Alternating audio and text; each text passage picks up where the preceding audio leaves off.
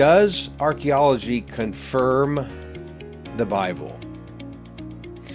Or can I ask, when we go to Israel and visit archaeological sites, what we see there, the ruins, the house structures, the fortification complex, the pottery that we find there, and everything in between, does that illuminate the biblical text for us? Is there any contradiction between the archaeological discoveries and the Bible itself? Well, these are a few of the questions that we're going to ask here on this new episode of Light in the Land. Thanks for joining us today. If you are watching this on our YouTube channel, thanks for tuning in that way to this new platform where I will be sharing, of course, this material with some slides to display as well. Now, if you're only able to listen to this podcast through the traditional podcast platforms like Podbeam, Spotify, and so forth, be sure to visit our website where you'll see these images that I'm sharing now in this video podcast. You'll see that PDF listed on that page. So I hope that that will enhance your engagement of the material that I'll be sharing with you today. So as we begin this podcast, again, thanks for joining us. I want to share my slide here and certainly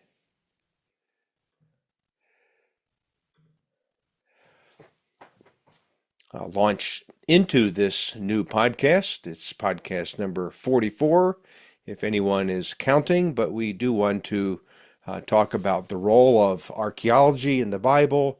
We already did this in our last podcast. In case you missed it, we talk about how archaeology illuminates the Bible, how it supplements the Bible, how it confirms the Bible, and even how it can correct our misinterpretations of God's Word. So what we're simply doing today in this episode is I want to take you to a few sample sites. We're beginning with the site of Tel Gezer. It's located along the Ayalon Valley, the Ajalon Valley, as we would say it in English, the Ayalon Valley in Hebrew, and we see in front of us an impressive Middle Bronze tower and a wall structure and a gate complex. I actually had a chance to excavate here to help with the dig here a few years ago, and I worked right on the left side of this wooden bridge that takes us to the outer part of the city. By the way, the Archaeological Antiquities Department is really doing a great job in making the site more visible, and you can see the impressive sidewalk now, and this is a good thing. So I hope more people will visit the site. What we're looking at is the Middle Bronze ruins. This is about 1600 BC, give or take. And this was a Canaanite city that was taken incidentally by Joshua. Now, specifically, Gezer, this Canaanite city, is mentioned in Joshua chapter 12, the list of 31 cities and regions, and Gezer was one of them. So here we can see a fortified city. Remember, one of the questions to the 12 spies that Moses sent up into the land from, of course, the Sinai or the Negev area was that are these Canaanite cities fortified? And certainly this would have been one example of one. So seemingly this is a nice match between what we find archaeologically, towers and gates and even an impressive water system, and also as we move forward a couple hundred years actually into what we call the Iron Age II period, which begins in about 1000 BC, we know that this six-chamber gate was excavated, and you can see three chambers on one side, 1, 2, and 3. 1, 2, and 3 on the left side. This gate had a channel underneath the pavement to drain water, perhaps divert water into a cistern. uh, and the gate itself, where on a socket stone, the gate would have swung out and in, I should say, uh, and people would have come into the city this way, would have walked over this channel, of course, on the pavement. They would have seen the chambers. Of course, the wall attached to it would have been higher, as well as, of course, the gate itself. This would have been a very impressive gate complex with the door swinging in and out, and, of course, closed during times of siege. Now, if this indeed dates, and it does, to the 10th century, is this a gate that was built by King Solomon? Now, that's an interesting question, and I would like to think that, yes, this gate should be attributed to Solomon, because now we open up our Bible to 1 Kings chapter 9, and we read that Solomon refortified, apparently, 3 administrative cities. Gezer here in the Shephelah, or the lowlands, Megiddo in the heartland of Israel, in the Jezreel Valley specifically, and Hatzor up north of the Sea of Galilee. These cities were located on the main south-north road, commonly called the Via Maris, and this would have been a very fortified city, a very important city by Solomon. So is Solomon the one who built this gate and wall complex? Well, if we use the Bible, and I think we can, indeed, there seems to be a perfect match in what we find archaeologically and, of course, what we read about in the Bible. Incidentally, and this may be another topic for another episode, but incidentally, this city was taken apparently by an Egyptian pharaoh, and he gave the city of Gezer to his daughter, who happened to be one of Solomon's wives. So maybe we can have an episode in terms of who was that pharaoh. Steve Ortiz, who is the archaeologist who dug in this area, of course, to the right of this gate complex, are more ruins that were uncovered by his team. From late bronze into Iron Age, and he saw a destruction level, and but I believe Steve's interpretation of what was found in the casemate wall here at Gezer hints at the fact that maybe a guy named Amun was the pharaoh at this time, and maybe this nameless pharaoh in the text of 1 Kings 9 was indeed Amun, who gave the city to his daughter. However, maybe we can talk more about a revised chronology as it relates to Egypt, and that means that Amun would not have been the pharaoh. It would have been someone else, but we'll save that topic for another time. But does archaeology confirm the biblical record? And again, it seems at Gezer it does, and I would also strongly suggest that archaeology confirms the biblical record here at our second site, Lachish. It is also located in the Shephelah, the lowlands, the Hebrew term for the Judean lowlands. And here we see a wall structure, an inner gate complex, a tower at the end of the Tel, and a palace, and this continuation of the wall underneath this grass now here. There was also an outer wall. This city was a double wall city, and a city, by the way, taken by Joshua in Joshua chapter 10 from the Canaanites. He only needed 2 days to take it. Canaanite ruins have been found here, of course, as well. But this city probably was a city maybe reestablished, rebuilt by Rehoboam, as we read in the Old Testament, and maybe one of many Judean cities that were refortified, if you will.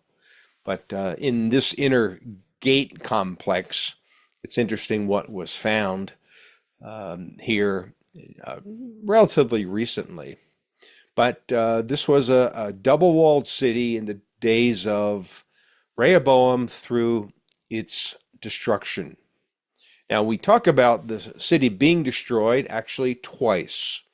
And again, we open up our Bible and we read about it. For instance, this image is of a relief that comes from Nineveh, from the palace of Sennacherib, who boasts about taking Lachish and also over 30 other cities in Judah, with the exception of Jerusalem, though he does say that he surrounded Jerusalem and Hezekiah like a bird in a cage. But here we see a very important relief. I'm glad that the new visitor center at Lachish actually has this displayed as a replica, of course, of the real relief that is now displayed in the British Museum. But here you see the battering ram and going up the siege ramp and attacking the tower of Lachish. The poor Judeans are simply trying to defend their city with bows and arrows and slings. There's a sling stone, and yet the women and children are being deported out from the gate, and the Assyrian soldiers, distinguished by their pointed helmets here, are going also up the siege ramp. So we have a very, what we call an extra biblical set of evidence from Nineveh of the attack on Lachish. But when we open our Bibles, for instance, to Isaiah chapter 36 primarily, but also 2 Kings 19 through 20, and also 2 Chronicles 32, we learn of this guy named Sennacherib and how he, again, attacked Jerusalem, but how he took this particular city. Now, talking about siege ramps, about a year ago, I read an article, I should say, a periodical, about how one archaeologist believed that the siege ramp built by Sennacherib could be built within 10 days, and that would be quite impressive. But you can see how it was built and now uncovered today. The siege ramp built here, the battering ram going on top, trying to attack the wall, the fortification wall on top, with the Judeans trying to defend their city.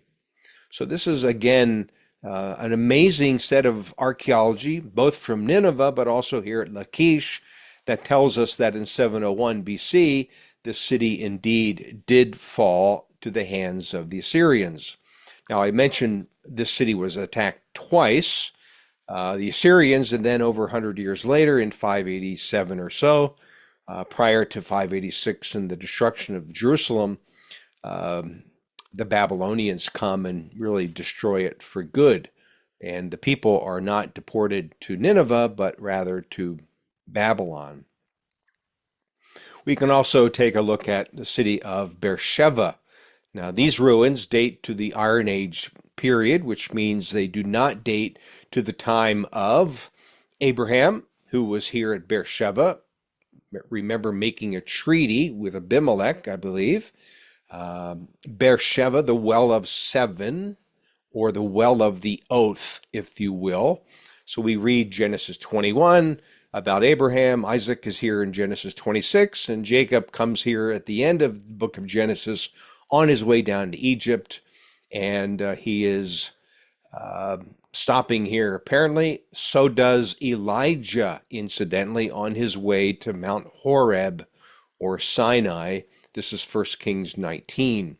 But the ruins that we see are interesting because we see, first of all, a rounded street, which probably helped divert some of the rainwater here in the Negev. It doesn't rain very often here, but it does once in a while. So why not take advantage of it and collect it with these rounded streets and divert that water into the cisterns?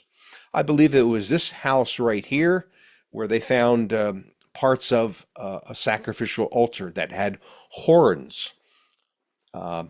The replica is here at the site. The real one is at the Israel Museum, found in, I think, 1969. Don't quote me on that date, but people would have come into the city through this chamber gate again, stone and mud brick in this case.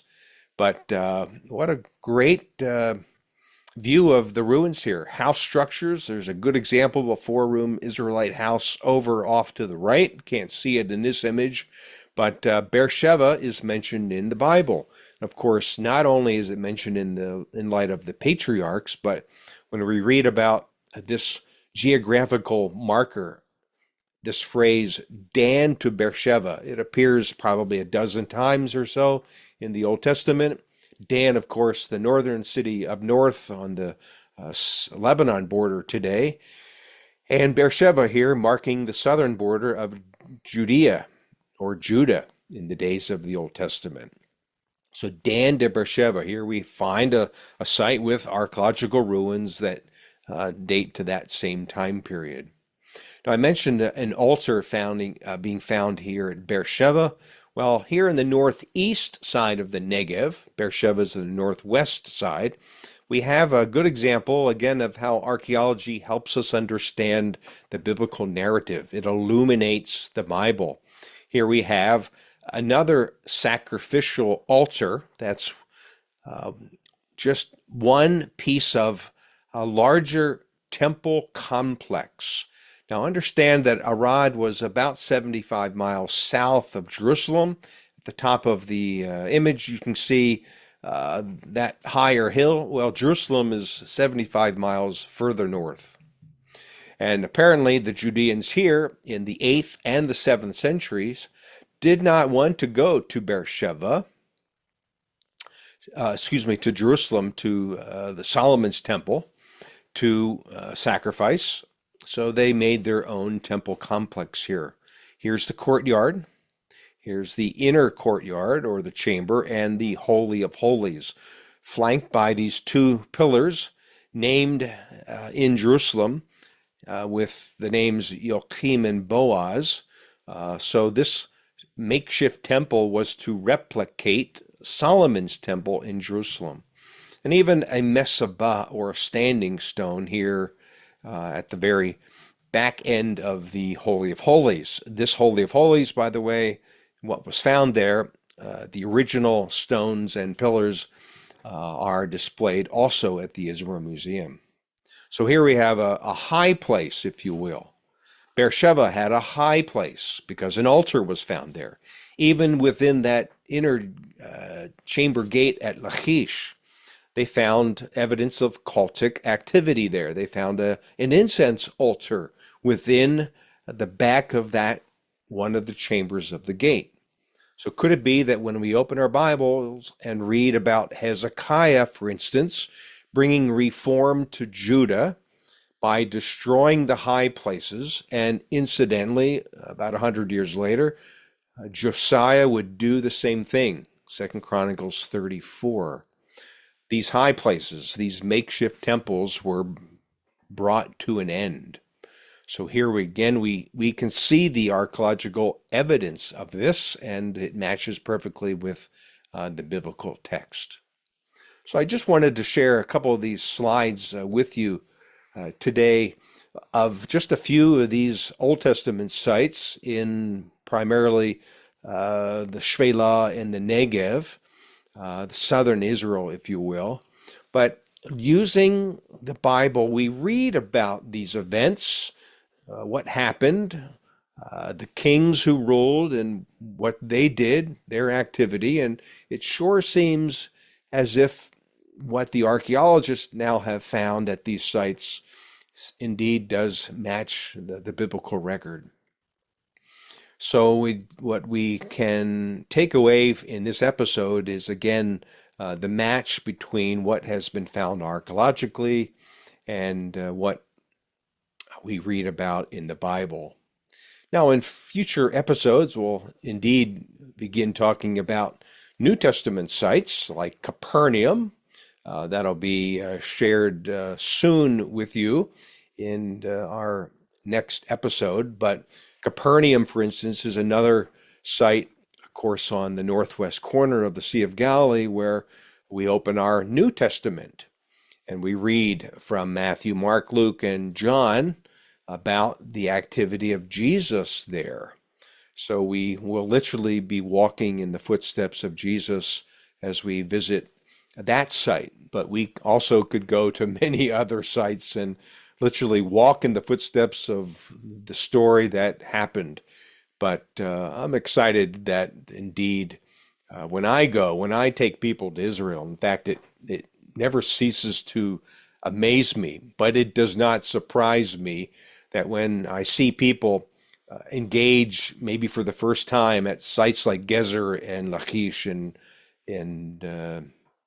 Arad and Capernaum and Jerusalem, of course, and every other site that has a biblical connection, their eyes light up and their hearts engaged, and what we're reading at the site, they can actually see evidence of that story or event. And it's really a life-changing experience. So that's what I love to do in terms of bringing the Bible to life for people by not only taking them to Israel, but also to teach the Bible within the context, within the lens of Israel's physical settings, the hills, the mountains, the valleys, but also the archaeological record that indeed does match up with the biblical record. So that's going to do it for this episode, as we again appreciate the role of archaeology, and now specifically taking a look at these sites and again gleaning from what has been discovered here and matching it with the Bible, and just realizing that again it's a perfect match between reading the Bible and the world of archaeology. So thanks for joining us today, and I hope you join us for other episodes.